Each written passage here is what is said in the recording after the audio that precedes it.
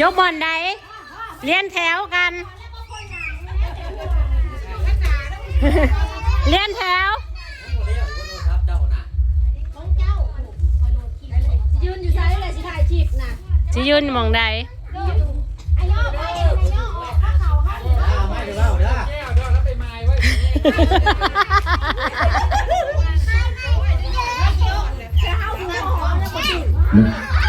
ตั้งอยู่ใส่ตั้งอยู่ใส่กอง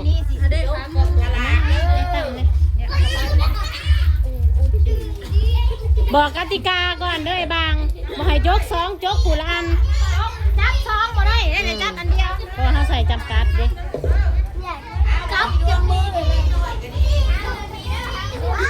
บิดเลยค่ะไอพรใหม่จับกล่องให้ได้บ่เนาะ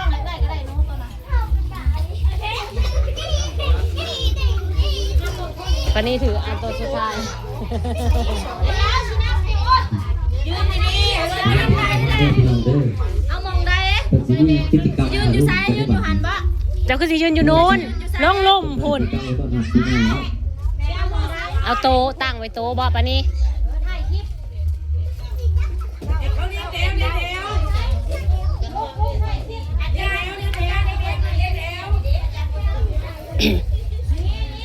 วันใหม่เลี้ยนแถว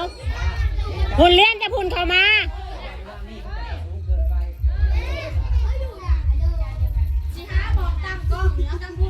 จัดแถวให้มันเป็นระเบียบเด้อผมน้อยอยู่ทั้งหน้าเด้อเรียกตามต้นสูงเด้อไปสูงอยู่ทั้งหลังให้เด็กน้อยจับก่อนปะนี้ให้เด็กน้อยจับก่อนรางวัลเท่านั้นต่ำสุดนะ5 บาท1,000 กีบสูงสุดจะตัวไรสบายเลยมาทุกคนมาเล่นเกมกราบสบายดีเด้อทุกคนตอนนี้เราจะพากันมาเล่นเกมจะมาเล่นเกมสูงสุด100สูงสุด100เอาคนละใบเอาคนละอันเด้อลูกเด้อหาเอา2เบียร์กับบักไทกามรับ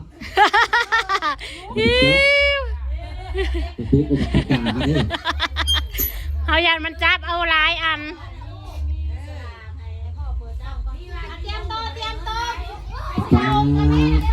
ไปเลี้ยนคิวเลี้ยนแถวเลยต่อเลยเลี้ยนทั้งก้นหุ่นและเขาย่างเขานับบอกคู่ให้ก็เจ้าเลี้ยนแต่ผูกเลี้ยนแถวเป็นเลี้ยนแถวมา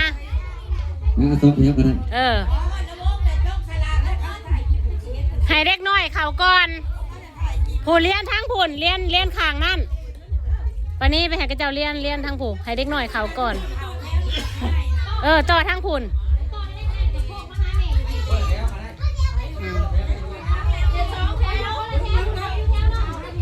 เอาต่อแถวบ้านนี่พี่น้องต่อแถว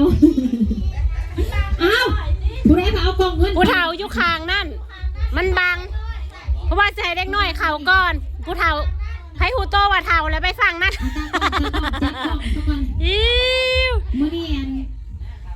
ไปฮูโตผ่าไปไหม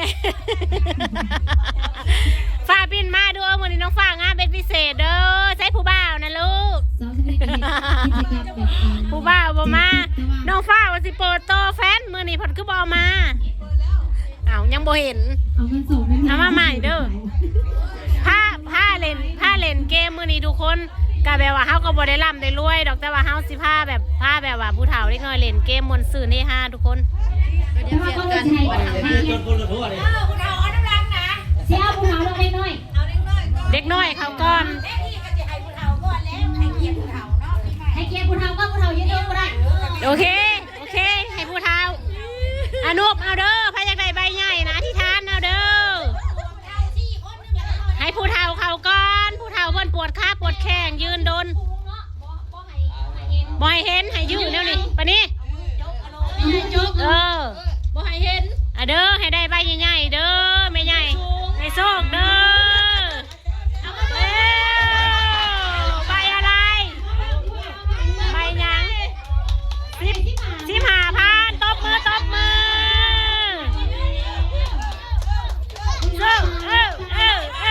เสียแน่โอ้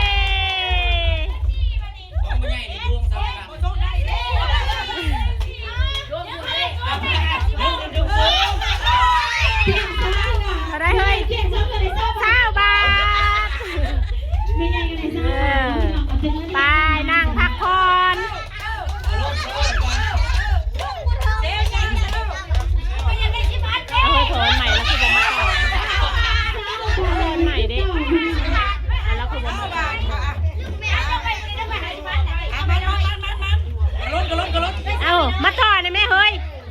มาต่อแถวนะแม่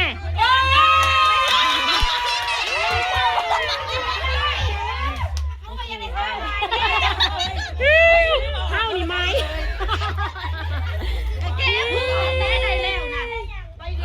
เอาเฮ้ยมาต่อนะแม่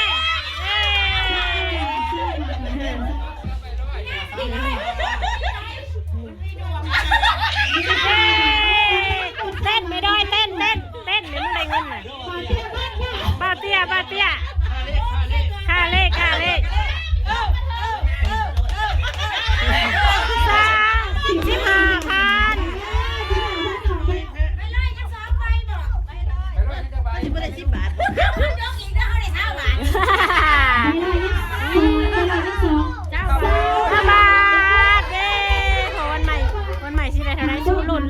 รุ่นเอาใบใหญ่ๆเด้อเฮ้ย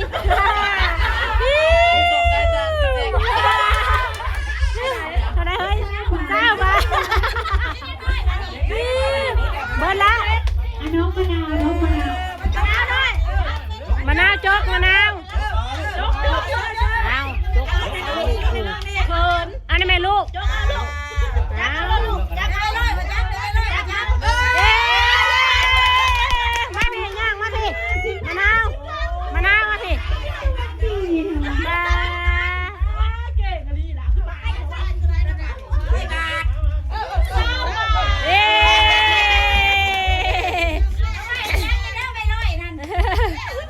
นั่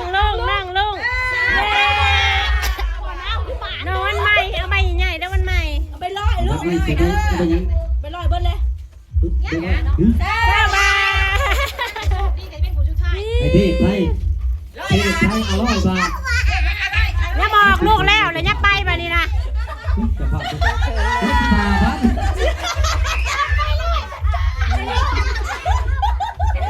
ไปต่อแล้วนะแม่ดาวเจอโน่คิวต่อไปเจอโน่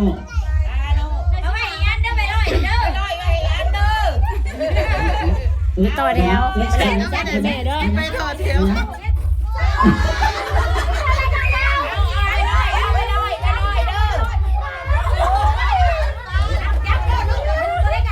ไปลอยห้องยังอีก100นึงยังอีก2 วันได้100เด้ออย่าบังกล้องดิอย่าบังกล้องจกแล้วเลยยักไปลูกอย่าบังกล้องมันบ่เห็นไปนั่งจกแล้วเราไปนั่งมานี่นะมันบ่เห็นกล้องบังกล้องน้องไปเตยลุ้นไอ้เด้อจะบางลูกจะตุ้มทีอย่าซ่องดิ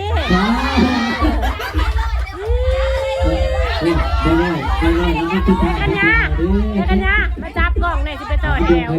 จับกล้องไหนเนี่ยเสียงทุกตาอะไรนะกล้องน้องฟ้า100 บาท100 บาทจะไปต่อแถวไปยังทางเมียวน่ะเอา100 บาทนี่เอา100 บาท100 บาทน้องดาวมาเนี่ยห้ามส่งสายตาน้องดาวจะเอาไปเลยน้องดาวนั่นแน่เมียนไปเลยที่พี่เบงต้องใช้เครื่องใบไปเลยจะขึ้นเป็น8ว่ะเอา1 2 3น้องผ้าใสผ้าใส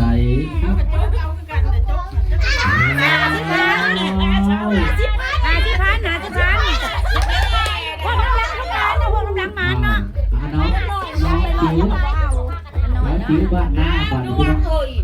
งจิ๋วบ้านหน้าเอาไปสาวจิ๋วอันชุดท้ายบ่50,000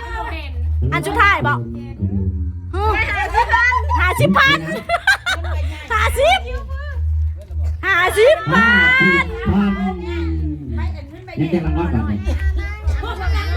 ยังตากล้องบ่ได้ทงพี่ลูก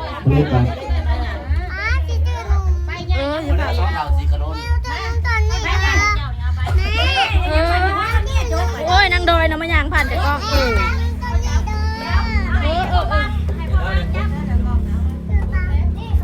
ื้อไว้มันมี2 อันนะแต่ปีนี้บ่จับดอกแล้วให้โจ๊ก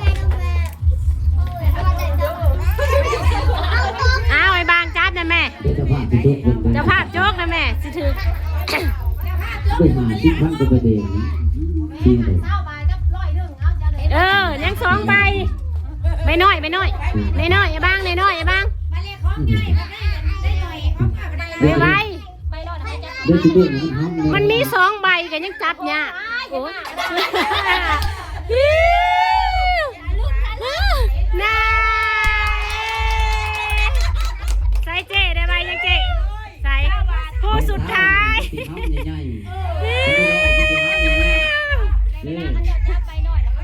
ซับปนี้เลยจักบาท20 บาทผู้สุดท้ายได้เบิ้ลสุพนกับม่วนซื่นม่วนพาเด็กๆม่วนซื่นนอนใหม่ได้ใบอะไรอย่าไปไว้ลูกตะวันได้ทีไรโซในใช้เงินเย้ตบมือเย้กับม่วนซื่นทุกคนนะบาทมาเนาะผู้ซื้อเลขดูโอเคทุกคนฮะไอเทพได้ใบหยังไอเทพได้15เด็กน้อยไพ่ได้ใบใหญ่ได้ใบ50บ่ลูกฮะนี่ทุกคนได้50